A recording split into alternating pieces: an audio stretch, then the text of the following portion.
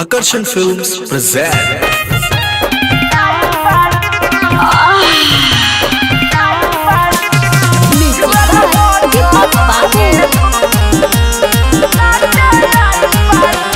हमारा बुझाला नया बाड़ू तू नचनिया होवे और ऑर्केस्ट्रा ना नाची जवनिया ए हो। हमारा बुझाला नया बाड़ू तू नचनिया होवे और ऑर्केस्ट्रा ना नाची जवनिया। देखी हमारा के काहे शरमाइल बाड़ू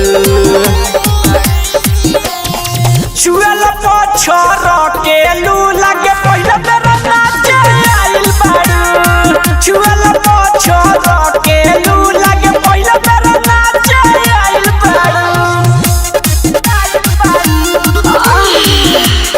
रिया रिकॉर्डिंग स्टूडियो नरकटियागंज।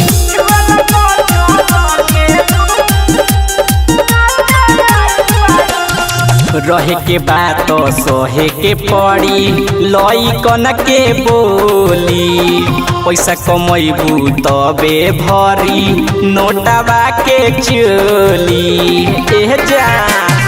रहे के बात सहे के पड़ी लइकन के बोली पैसा कमैबू तबे भरी नोटवा से चोली। सोच कह के हुसे कछुआइल बाड़ू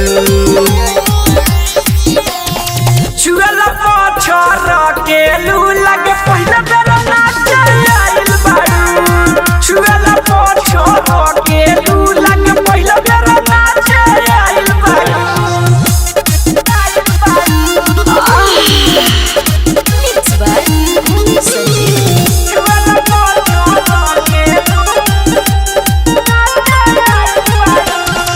राखे परी मन ये धन सारा ई बरतिया के नोट के ओठ से धरे परी सिखई दतिया के।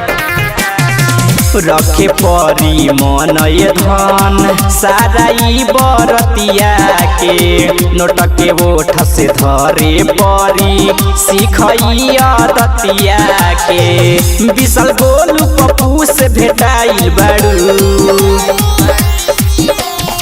चुएला पछर के लू लागे पहिला बेर नाचे आइल बाड़ू चुएला पछर के लू लागे पहिला बेर नाचे आइल बाड़ू। का बताओ कुछ भी बोलते हो है ना। रिया रिकॉर्डिंग स्टूडियो नरकटियागंज।